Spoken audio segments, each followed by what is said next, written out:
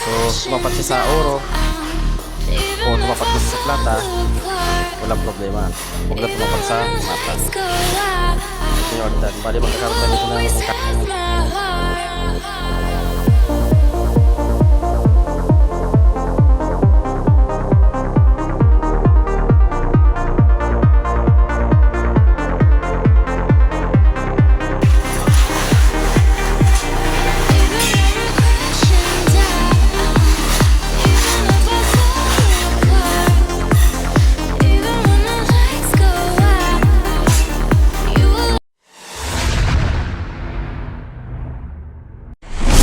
so yun nga mga Koragon, kumusta kayong lahat? So ngayon ng Sabado.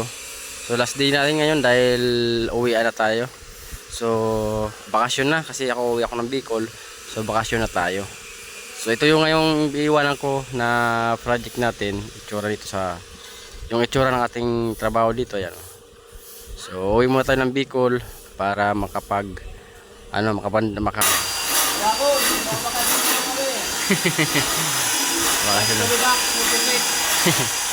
kasama natin yung mga mahal natin sa buhay. So babalik tayo dito mga pakatapos na ng bagong taon. So mga at-least dito na tayo.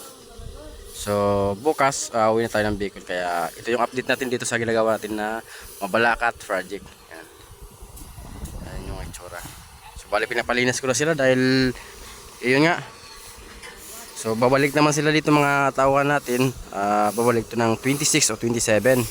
So sila na lang. So ibinilin ko rin sa kanila yung mga gagawin nila habang pansamantalang wala ako dito sa trabaho. Yung kapitbahay natin na construction din napatapos sila. Ayan. So tayo ito. So abutin pa ito ng mga mga March tapos na to. So ayan, pinapalinis ko dito. Tanggalin mo yung ari no. Linisan mo dyan no. Oh, pag ganun no. Punta doon. So yung mga tao natin nagka-plaster sila dito. Tinatapos na rin nila to para wala na silang babalikan pa dito sa baba. Pagbalik nila. Yung overhead. O nagbubuli na lang yung mga tropa. Tapos dito pinapaklearing ko na para malinis na dahil darating yung may-ari dito mga 26 or 28 darating yung may-ari kaya kailangan malinis.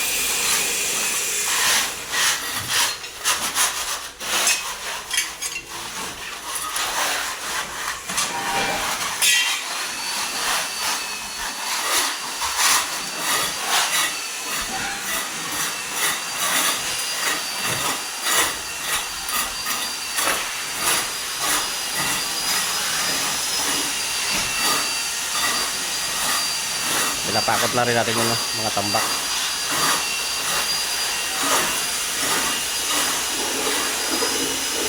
Diba sa electrical.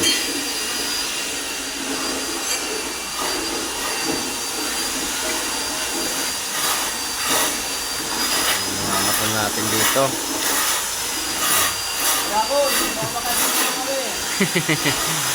Baka sila. 26. Ito naman si Chris.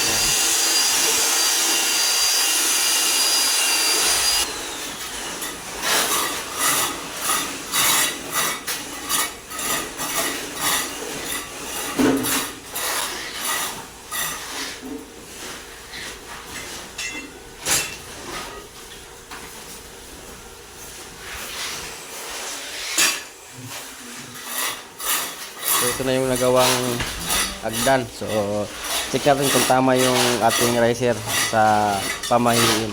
Ito oro, lata, mata, oro, lata, mata, oro, lata, mata, oro, lata, mata, oro, lata, mata, oro, lata.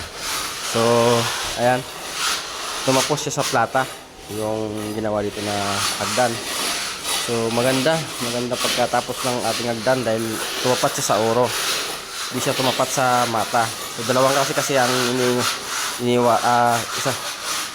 So sa hagdan kasi may iniiwasan tayo yung tinatawag natin na mata. So tumapat siya sa oro o tumapat mo siya sa plata, walang problema. Huwag na tumapat sa mata. Ito yung hagdan. Bali magkakaroon tayo dito ng kahoy yan. Tabla, ilalagay natin dyan sa hagdan. So, malinis.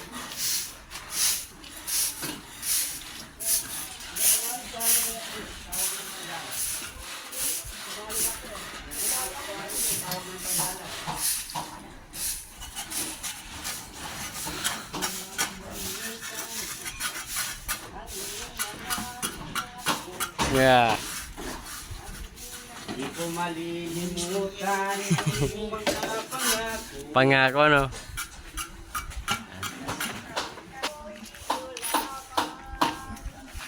Magandang hapon, mga uragon. Maunta ang punta ng rabi. Oh, Rabbi. So, ayan. Tinatapos lang nila to. Tapos pahinga na. Para abang maghihintay ng sahod. Kung anong oras darating.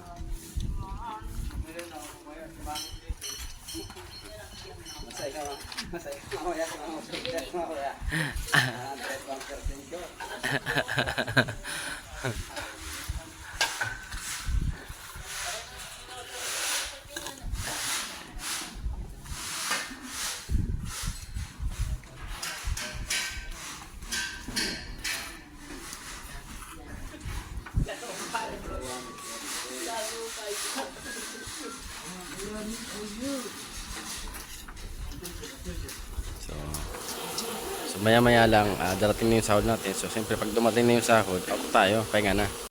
Para maaga makapagpahinga yung mga tropa natin dito. Kaya pinapalinis na natin.